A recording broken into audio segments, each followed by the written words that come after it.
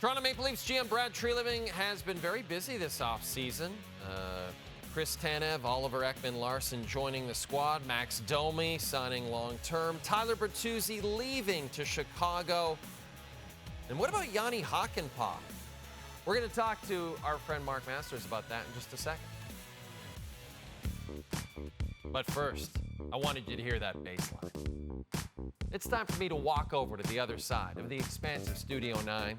I'm going to pass along the way the leader of Masters Nation and our Toronto Maple Leaf reporter, Mark Masters. Mark, it's great to see you. How's your summer going? How you doing? I'm doing great, Jake. Good to be on with you. Love that music. I know, it's beautiful, isn't it? You just got to love a great bass line, right? It really gets you in that mood to tolerate a week of talking to me, really.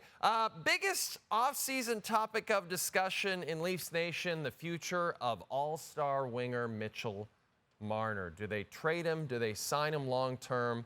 Mark, I know I can count on you to tell us how this will play out over the next couple of months. Oh, boy. I can't tell you that, Jay. And who knows? Maybe the Leafs themselves don't know. But, yeah, that was the big question. You know, locker clean-out day. Mitch Marner says he loves it here. The players are like gods. Why would you want to be anywhere else if you're him? And he'd like to extend. And then, you know, management speaks a week later and they say everything's on the table this offseason. There's patterns that are persisting. We have to, you know, really reconsider where we're going. And now here we are in early July, and it kind of looks like it's a run-it-back kind of offseason for the Leafs yet again. So I don't have an answer for you on Marner. Treliving on Canada Day said no update on Marner. He's preparing for next season. Craig Berube is excited to coach him.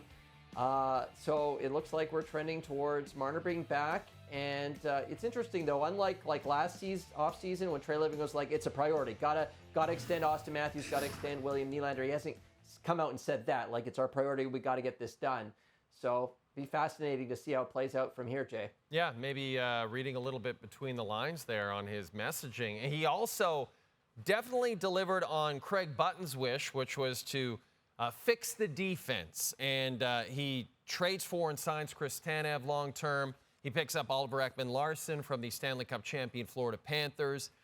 The Yanni Hakanpää signing was reported and has not become official. So maybe help us get a little clarity on the Hakanpää signing. But also, Mark, overall, do you think Treliving has addressed the needs on defense that this team needed to address?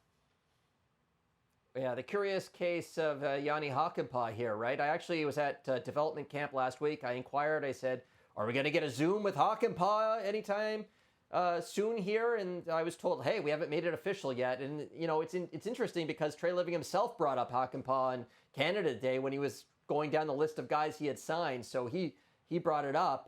So that's, of course, raised red flags that we haven't had a confirmation because of the knee injury he had at the end of last season. He didn't play in the playoffs. He hasn't played since mid-March. So that's a big question mark. If he is able to play and they make that signing official, he'll help a penalty kill that was 23rd overall last season and really killed him early in that playoff series against Boston. As for the rest of the defensive additions, I mean, Chris Tanev, that's just looks like a perfect fit for this Leafs team. Of course, he's a local product. He understands the market, and he balances out Morgan Rielly really, really well if that's the top pair, and they played together at the 2016 World Championship. So that looks like a home run signing, at least in the short term for the Leafs. And then Ekman-Larsson, big bounce-back season in Florida. He had 9 goals for the Panthers. That would have led the Leafs blue line. So they're trying to get some more offense from the defense. He helps there, and he gives them another option on the power play. And Jay, the power play has faded and been a problem in the playoffs in the past, and it's nice to have that additional option either to fill in on the top unit if they need him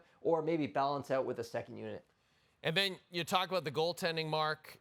Treliving also addressed that situation. He signs Joseph Woll long-term, and maybe more importantly, he gets him a quality backup in the Stanley Cup champion Anthony Stolarz. But there's some mixed opinions on whether this is enough for the Leafs considering Woll's injury history. Do you feel like this goaltending tandem is good enough for Toronto next season? Well, first of all, it's goaltending, so who knows, right, Jay? Right. But listen, they clearly, this organization has a lot of faith in Woll. I mean, they signed him to an extension a year before he still has a year left. So the first day they could sign him to an extension, they get his name on a contract for 3 more years on top of the next one. And every time he's been healthy, he's looked like the real deal. So you can understand why they have a lot of faith there. They've done a deep dive with the sports science department. They're confident that a lot of this has been bad luck, that Woll's going to have a big year, and that's why they're getting out in front of it. He's played well in the playoffs, games 5 and 6 against Boston most recently. With the team facing elimination, he was excellent. And then, of course, he gets hurt on the final play of Game 6 and misses Game 7. So if he can stay healthy, they see big things for him. And then Stolarz is a guy who's coming off a career year as a backup in Florida. Career high 24 starts, 925 save percentage. Everything looks great, but he doesn't have a long track record, just like Woll, and he's 30 years old. His most recent stops have been Florida and Anaheim, and there's nothing quite like playing under the microscope in Toronto. I asked him about that, and he said, I'll be fine. I'm a laid-back guy, but you just don't know until you're under the microscope. So they got Matt Murray as kind of that third option. He's healthy again, ready to go, is the Martin Jones kind of role from last year. So they have some depth that they're comfortable with. But, Jay, it's goaltending, so I would call the Leafs situation a wild card. Let's talk about Leafs development camp. You mentioned you were just there. It wrapped up on Sunday. I know you got a chance to watch Easton Cowan. You know, how much did he stand out to you among the Leaf prospects, and do you think he has a chance to make this Maple Leaf roster next season? He definitely stood out. He's definitely got a chance. I mean, just listen to assistant general manager Dr. Haley Wickenheiser, you know, talking about how he's very close and he's definitely going to push. Cowan's a guy, you know, maybe he's been underestimated at every step of his career, right?